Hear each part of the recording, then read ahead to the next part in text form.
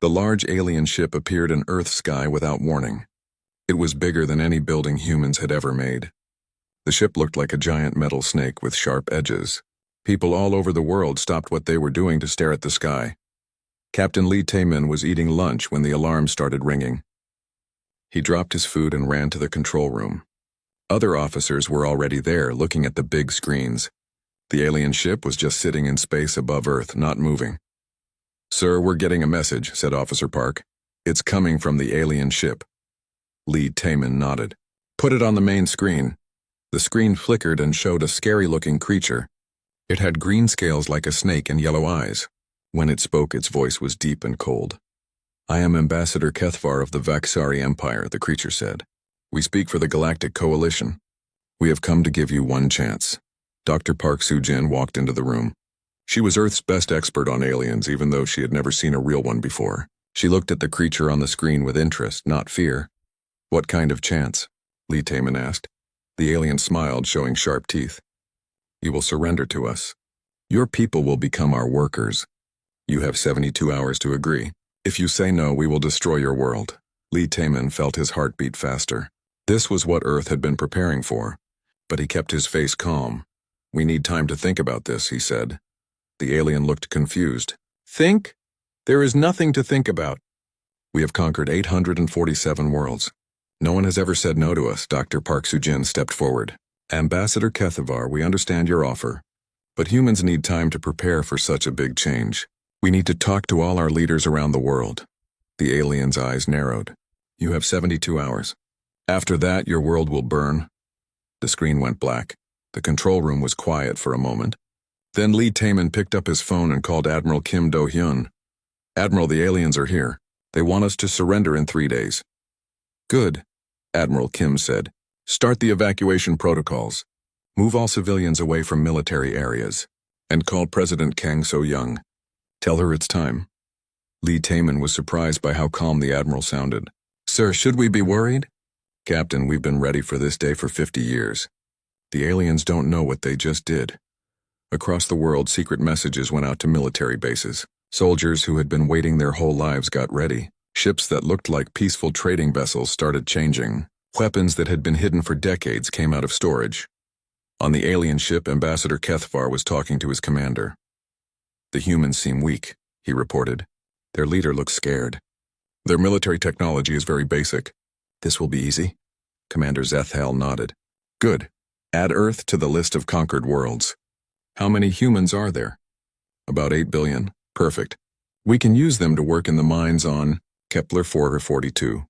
They look strong enough for heavy work."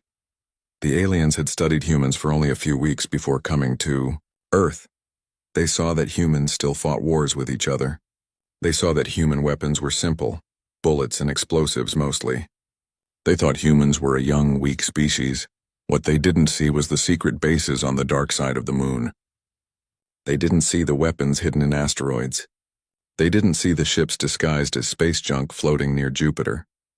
Dr. Park Soo-jin was in her lab, looking at recordings of the alien ambassador. She was excited, not scared. Finally, she could study a real alien. "Interesting," she said to her assistant, Dr. Choi Hyun-woo. "Look at his eyes. They move side to side, not up and down. And see how he keeps his head low? I think his species evolved from prey animals." "Prey animals?" "Yes, animals that get hunted by other animals. That's why he expects us to surrender. His people probably always ran away from fights." Dr. Choi looked worried. "But Dr. Park, what if they're too strong for us?" Dr. Park smiled. "Hyunwoo, there's something these aliens don't understand about humans. We didn't evolve from prey animals. We evolved from hunters." Meanwhile, Captain Lee Taemin was getting reports from around the world. Military bases were quietly emptying. Civilians living near important targets were being moved to safe places, but the aliens didn't seem to notice. "Sir," Officer Park said, "the alien ship is just floating there. They're not scanning us or anything." "They think we're already beaten," Lee Taemin said. "Let them think that." On the alien ship, the crew was relaxing. They had done this hundreds of times before. First, they would demand surrender. The planet's leaders would panic and try to negotiate. Then the aliens would attack with a small force. The planet would surrender quickly. "Commander," one of the alien officers said, Should we start preparing the invasion force? Commander Zethal waved his hand. No need to hurry. These humans will surrender before the time limit. They always do. But something was different about Earth, and the aliens couldn't see it. Every other planet they had conquered was peaceful. The species they had defeated had stopped fighting wars long before they reached space. They had learned to live together in harmony. Humans were different. Humans had reached space while still fighting each other. They had built weapons that could destroy their own planet, but instead of using those weapons, they had learned to control them. The aliens saw this as weakness. They thought humans were too primitive to be dangerous. They were wrong. As the first day passed, more alien ships arrived. The Galactic Coalition was bringing their standard invasion force, 50,000 ships and 2 million soldiers. It was the same force they used on every planet. Admiral Kim Do-hyun watched the alien ships gathering and smiled. Captain Baek Min-seo, are your pilots ready? Captain Baek was a fighter pilot, one of the best Earth had ever trained. Yes, sir. We've been practicing for this our whole lives. Good. Remember, we need to make this look good. The aliens need to think they're winning at first. Understood, sir. We'll give them exactly what they expect to see. The aliens counted human military ships and found only a few thousand. They counted human soldiers and found only a few million. They looked at human weapons and saw only simple technology. They didn't know that humans had been watching them for decades. They didn't know that human ships could hide in places aliens would never think to look. They didn't know that human weapons were designed to look weak while being incredibly powerful. On the second day, Ambassador Kethvar called Earth again. Have you decided to surrender? He asked. Dr. Park Soo-jin was ready this time. Ambassador, we are still discussing this with our people. Can you tell us more about what would happen to us? The alien looked pleased. You would work for us. You would mine metals and grow food. In return, we would let you live. And if we refuse, then we will destroy your cities and take what we want anyway. Dr. Park nodded as if she was thinking hard. We understand. We just need a little more time. After the call ended, Dr. Park looked at Admiral Kim. He really thinks we're going to surrender. Let him think that. The longer they wait, the more ships they'll bring. And the more ships they bring, the bigger the message will send to the rest of the galaxy. As the 72 hours came to an end, the aliens prepared for what they thought would be a quick victory. They had done this so many times before. A few threats, a small battle, and another planet would join their empire. But Earth was not like other planets, and humans were not like other species. The aliens were about to learn why. Scout Commander Zethal had a bad feeling in his stomach. He was flying his small ship around Earth trying to understand the human military, but nothing made sense. The humans had only a few thousand ships. Their weapons looked simple. Their technology seemed basic. So why weren't they surrendering? All species surrender by now, he said to himself. What is wrong with these humans? Zethal had conquered planets before. It was always the same. The aliens would see the coalition fleet and immediately give up. Sometimes they would cry. Sometimes they would beg. But they always surrendered. Humans were different. They just kept preparing for war. Zethal flew over a human military base. He watched soldiers training. They were practicing fighting in ways he had never seen before. They moved in small groups, hiding behind rocks and trees. They attacked from unexpected directions. Strange, he thought. Why do they train to hide? Strong warriors fight in the open.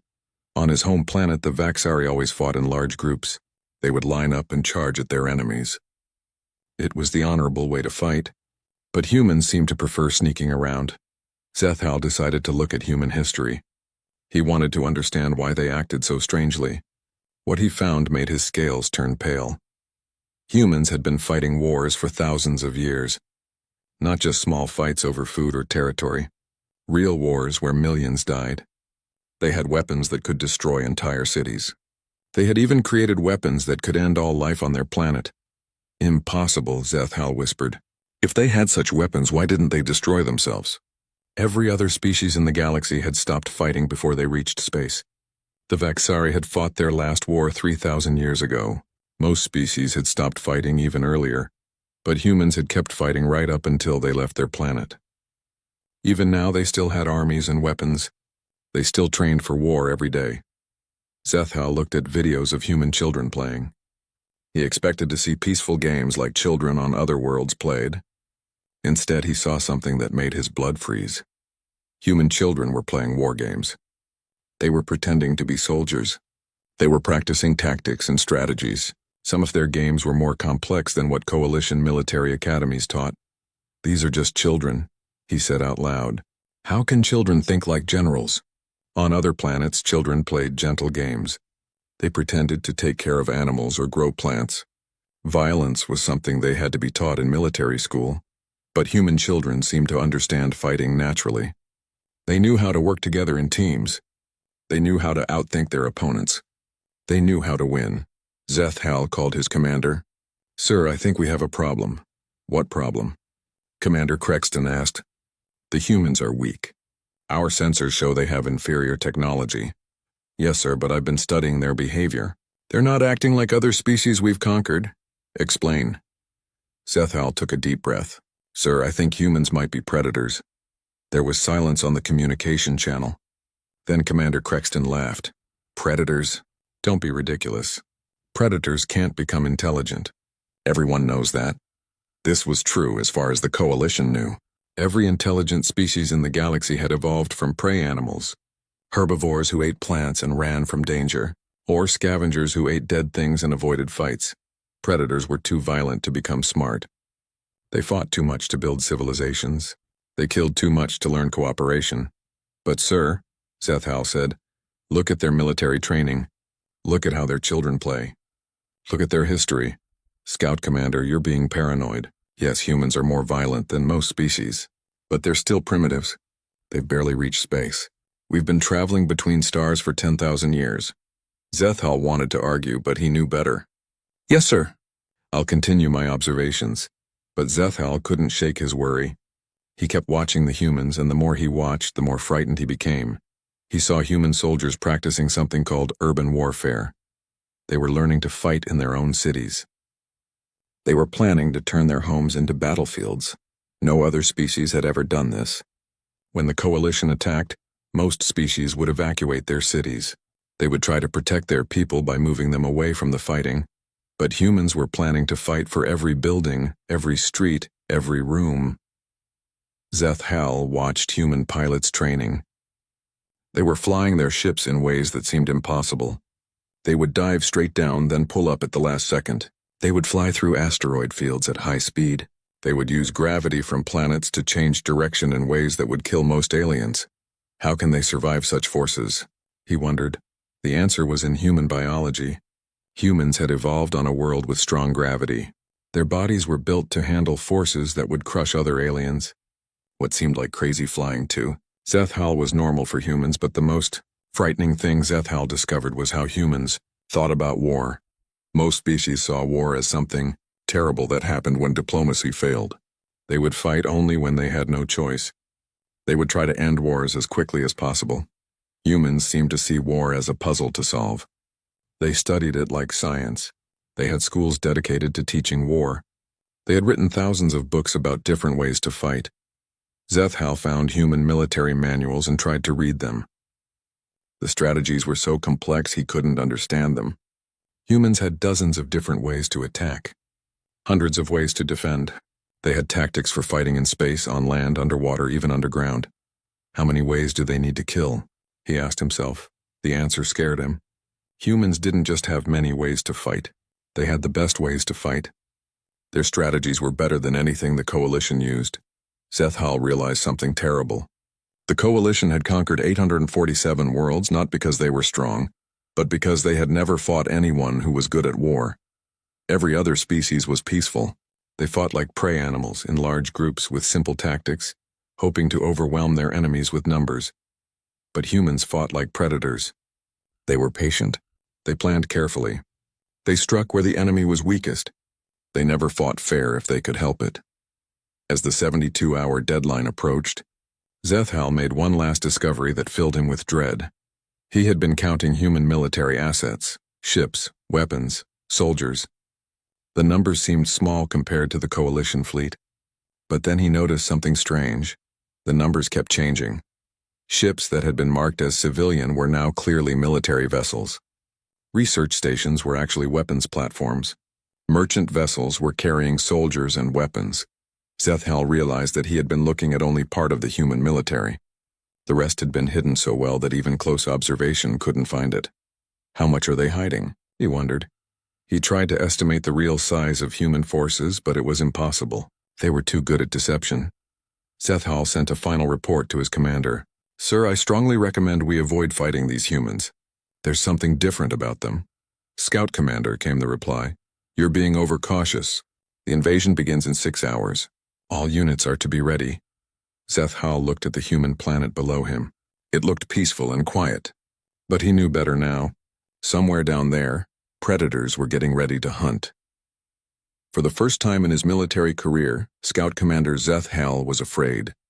He had studied humans for 3 days and he still didn't understand them completely. But he understood enough to know that the coalition was about to make a terrible mistake. The 72 hours were almost up. Soon the coalition would attack Earth with their standard invasion force, the same force that had conquered 847 worlds without losing a single battle.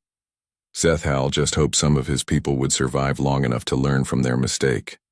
War Admiral Crexton looked at his fleet with pride. 50,000 ships stretched across space like a metal storm cloud.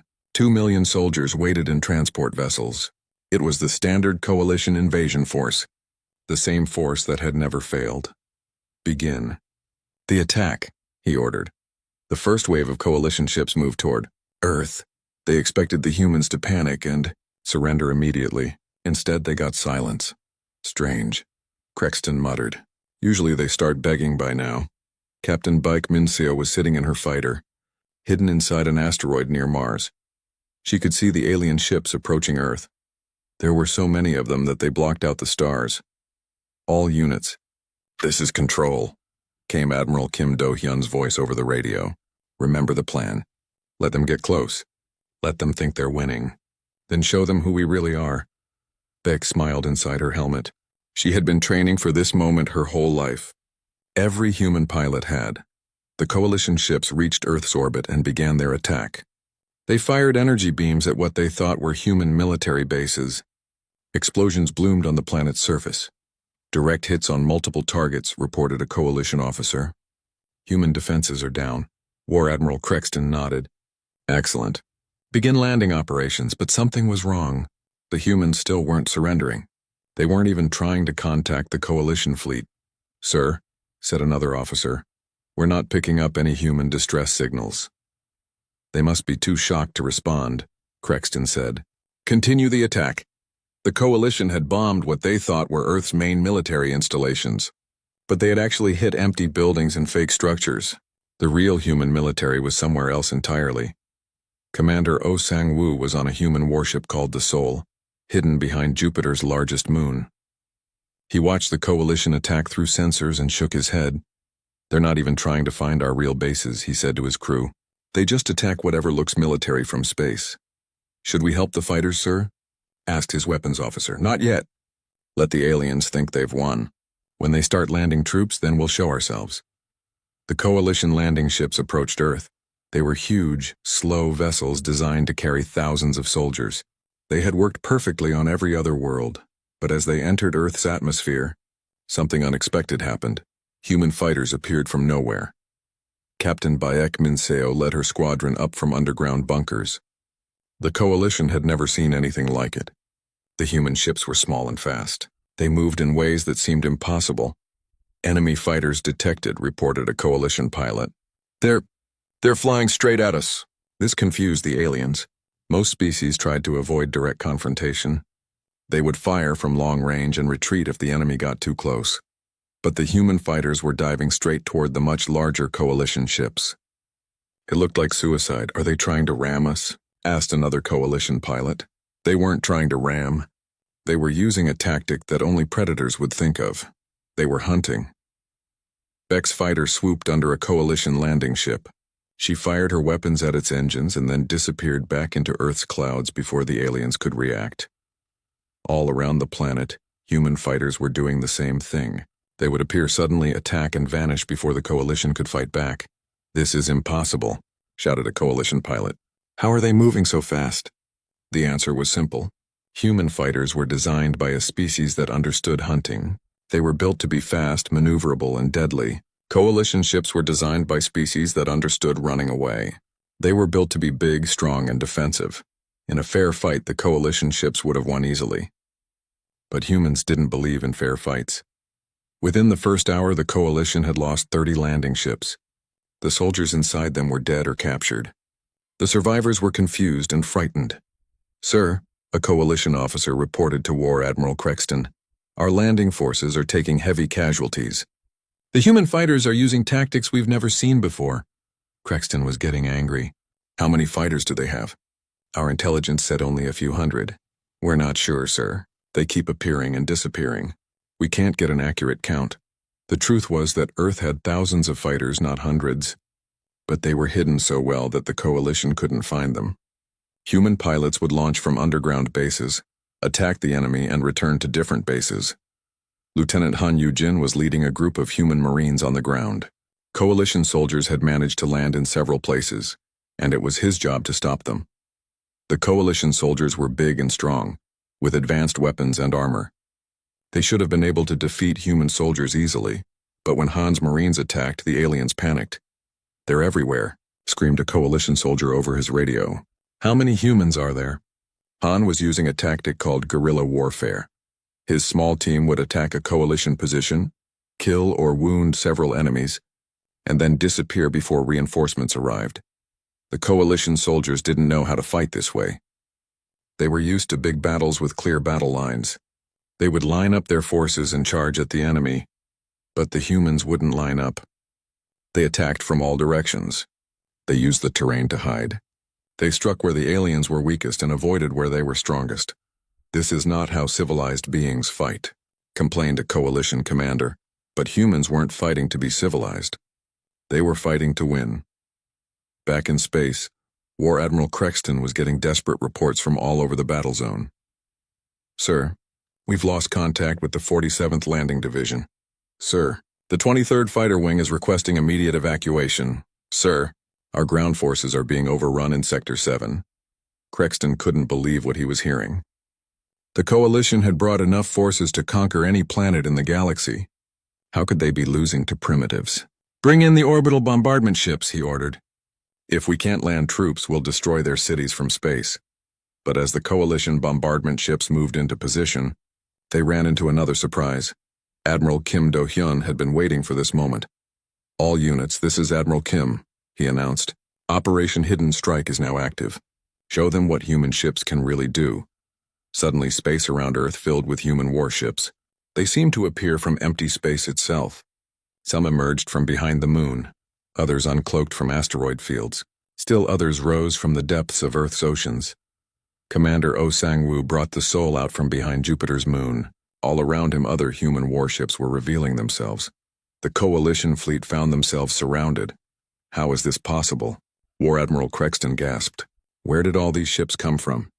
His intelligence officers had counted only a few thousand human vessels. But now there were tens of thousands appearing on their sensors. The truth was that humans had been building ships in secret for decades. They had hidden them in places the coalition would never think to look. They had disguised military vessels as civilian craft. They had even built ships inside asteroids and moons. The coalition had been fooled by the greatest deception in galactic history. "Sir," reported a coalition officer, "we're detecting human ships behind us, above us, and below us. We're completely surrounded." For the first time in his career, War Admiral Crexton felt fear. The coalition fleet was trapped in a box of human warships. "Open a channel to the human fleet," he ordered. Admiral Kim Do-hyun's face appeared on Crexton's screen. The human looked calm and confident. "War Admiral," Kim said politely, "I believe you wanted to talk." "This is impossible," Crexton said. "Your technology is primitive. Your forces are small. How are you doing this?" Admiral Kim smiled. "You made a mistake, War Admiral. You assumed we were like every other species you've conquered. But we're not. What are you? We're predators. And you just walked into our hunting ground." The first major space battle between humans and the Galactic Coalition had lasted 6 hours. In that time, the Coalition had lost 30% of their invasion force. They had learned that human tactics were unlike anything they had ever faced. Human weapons were more advanced than they appeared. Human soldiers fought with a skill and ferocity that shocked alien veterans. But most importantly, they had learned that humans could think like predators. They could plan, deceive, and strike with precision that no prey species could match. War Admiral Crexton looked at his remaining ships and realized the terrible truth. The Coalition hadn't just lost a battle. They had revealed their weakness to an enemy that knew how to exploit it. And somewhere in the back of his mind, a frightening question was growing. If humans could do this with one planet, what could they do with an entire fleet? Supreme War Chancellor Vorthak received the news in his palace on the Vexari homeworld. His scales turned dark with rage as he read the report. Impossible, he hissed. One primitive planet cannot defeat a coalition invasion force. His aide, General Korthmel, trembled as he spoke. Sir, the reports are confirmed. War Admiral Crexton lost 15,000 ships and 600,000 soldiers. The humans, they were ready for us. Vorthak had ruled the Galactic Coalition for 200 years. In all that time, no planet had ever resisted them successfully. Most surrendered without a fight. The few that tried to resist were crushed within hours. Assemble the Grand Armada, he ordered. 500,000 ships. Bring troops from every world, and prepare the biological weapons. General Korthmel looked surprised. Sir, biological weapons? We've never needed them before. These humans are different. If they want to fight, we'll show them what real war looks like. The Grand Armada was the largest military force in galactic history. It had never been used against a single planet before. Usually, the threat of its existence was enough to prevent rebellions. But humans had done something no species had ever done. They had hurt the Coalition badly enough to make them angry. Dr. Choi Hyun-woo was working in his laboratory on Earth when the news came. The Coalition was bringing their entire military to destroy humanity. Sir, his assistant said, shouldn't we be worried? 500,000 ships is more than we've ever faced. Dr. Choi smiled. Actually, I'm excited. We've been waiting decades to test our real defenses. Real defenses? Everything we used against the first invasion was just our basic military, our defensive systems. But now they're bringing everything they have so we can show them everything we have. Dr. Choi pulled up a file on his computer. It showed the Coalition's biological weapons. Deadly viruses and bacteria designed to kill entire populations. They think they can poison us, he said. They don't understand that Earth is already the most poisonous place in the galaxy. This was true. Earth's biosphere was incredibly dangerous. Humans lived with diseases, toxins, and parasites that would kill most alien species instantly. What aliens considered a death world, humans called home. Sir, what about their virus weapons? Dr. Choi laughed. Their virus weapons are designed to kill aliens. But humans have immune systems that evolved to fight Earth's diseases. Coalition viruses will actually make us stronger. Captain Nam Yoonji was flying her reconnaissance ship deep in space, watching the Coalition fleet gather. She had been monitoring alien military movements for 20 years, and what she saw amazed her. This is incredible, she said to her crew. They're bringing ships from every corner of the galaxy. I've never seen so many vessels in one place. Should we be scared, Captain? Asked her navigator. No, Nam said. We should be grateful. They're making our job much easier. How? By putting all their forces in one place. They've given us a single target. Instead of hunting them across 1,000 star systems, we can deal with them all at once. Nam had discovered something important during her years of spying on the Coalition. They were not actually very good at war.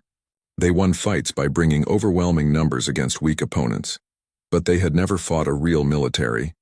They had never faced an enemy that could match their technology. They had never met a species that was actually good at fighting. The Coalition's strategy was simple. Bring so many ships that the enemy gives up. If that doesn't work, use biological weapons to kill everyone. If that doesn't work, destroy the planet. It was effective against species that valued peace over victory. But humans had a different philosophy about war. Supreme War Chancellor Vorthak arrived at the staging area with his Grand Armada. 500,000 ships filled space around a dead star system. It was the most powerful force ever assembled. This time, he announced to his fleet, we will not accept surrender. These humans have embarrassed the Coalition. They must be destroyed completely. The alien ships began their journey to Earth. It would take them 10 days to travel the distance. During that time, they planned their attack, but they were not the only ones planning. Fleet Admiral Lim Jae-seok stood in the command center of Earth's most secret military base. It was built inside an asteroid, hidden so well that even human civilians didn't know it existed. "Admiral," said his intelligence officer, "the Coalition Grand Armada is moving toward Earth. Estimated arrival in 10 days. "Good," Admiral Lim said. "Contact all deep strike fleets. Tell them to begin Phase 2. "Sir, should we warn the Coalition that we have forces behind their lines?" Admiral Lim shook his head. "No. Let them think this is just about Earth. They'll learn the truth soon enough." Dr. Shin Ye-won was Earth's top expert on alien psychology. She had spent her career studying how different species thought and behaved. The Coalition's actions fit a pattern she had seen before. "They're making the same mistake every prey species makes," she explained to President Kang So-young. "They think bigger is always better." "What do you mean?" "Prey animals survive by staying in large groups. When threatened, they gather together and hope their numbers will scare away predators. It works against other prey animals, but not against real hunters." President Kang nodded. "And humans are real hunters." "Exactly. We don't run from larger groups. We break them apart and attack them piece by piece. The Coalition is giving us exactly what we want, all their forces in one place where we can destroy them efficiently." As the Coalition fleet traveled through space, they received disturbing reports from their homeworlds. "Sir," a communications officer reported to Supreme War Chancellor Vorthak, "we're getting emergency signals from the Kepler sector." "What kind of emergencies?" "Unknown ships attacking our supply convoys. They appear, destroy our vessels, and disappear before reinforcements arrive." Vorthak was confused. "Unknown ships?" "All Coalition forces are with the Grand Armada. Who could be attacking us?" The answer was Captain Nam Yoonji and dozens of other human reconnaissance teams. For years they had been mapping Coalition space, finding their weak points, learning their patrol routes. Now they were putting that knowledge to use. "Sir," came another report, "the Proxima base is under attack. They're requesting immediate assistance." The Vega shipyards report raiders, destroying construction facilities. The Altair colony says they're being invaded by unknown forces. Vorthak realized with horror what was happening. While the Coalition had been gathering all their forces to attack Earth, someone had been attacking Coalition territory. "How is this possible?" he demanded. "We have the humans surrounded. Their ships are all defending their homeworld. But they didn't have all the human ships. Earth's fleet was just the defensive force. Humanity's real military had been exploring the galaxy for decades, preparing for exactly this moment. General Yoon Ji-ho was commanding the attack on a Coalition supply depot near the star Rigel. Her ships appeared from hyperspace, destroyed the alien facility, and vanished before Coalition defenders could respond. "Target eliminated," she reported, moving to next objective. All across Coalition space, similar attacks were happening. Human forces were destroying supply lines, communication centers, and military installations. They were cutting the Grand Armada off from support. "Sir," a Coalition officer reported to Supreme War Chancellor Vorthak, "we've lost contact with 70% of our rear bases. This is impossible. Where are these human ships coming from?" "We don't know, sir. They seem to be everywhere at once." The truth was that humans had been preparing for this war for 50 years. While the Coalition thought they were a new, weak species, humans had actually been studying them since first contact. Human exploration ships had mapped every Coalition world. Human spies had learned every Coalition secret. Human strategists had planned for every possible scenario. The Coalition thought they were attacking one primitive planet. In reality, they were fighting the most advanced military in the galaxy. As the Grand Armada finally reached Earth, Supreme War Chancellor Vorthak prepared to unleash his biological weapons. But Dr. Choi Hyun-woo was ready for them. "Deploy the immunity boosters," he ordered his medical teams. "Let's show these aliens what Earth diseases can really do." The Coalition was about to learn that their ultimate weapons were useless against a species that had evolved on the most dangerous planet in the galaxy, and they were about to discover that the force they thought was humanity's entire military was actually just the beginning. Supreme War Chancellor Vorthak looked at Earth through his command ship's viewing screen. The small blue planet seemed so peaceful, so helpless. He could not believe that this tiny world had caused so much trouble. "Deploy the biological weapons," he ordered.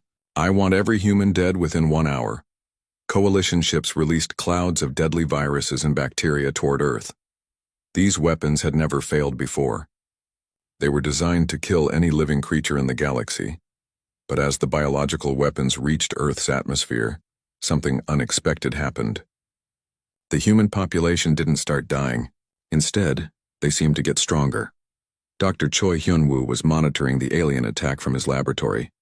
He watched the Coalition's viruses try to infect human cells and fail completely. Fascinating, he said to his team. Their bioweapons are actually helping our immune systems. It's like giving vitamins to a bodybuilder. How is that possible? Asked his assistant. Earth's diseases are so aggressive that our bodies developed the strongest immune systems in the galaxy. Coalition viruses are like gentle rain compared to the storm we live with every day. On the Coalition command ship, officers were panicking. Sir, reported the bioweapons specialist, our viruses are having no effect. The humans appear to be immune. Immune?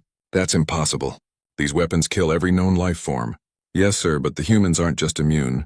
Our sensors show their immune systems are actually using our viruses to become stronger. Supreme War Chancellor Vorthak felt fear for the first time in his life. His ultimate weapons were not only useless, they were helping the enemy. Begin orbital bombardment, he ordered.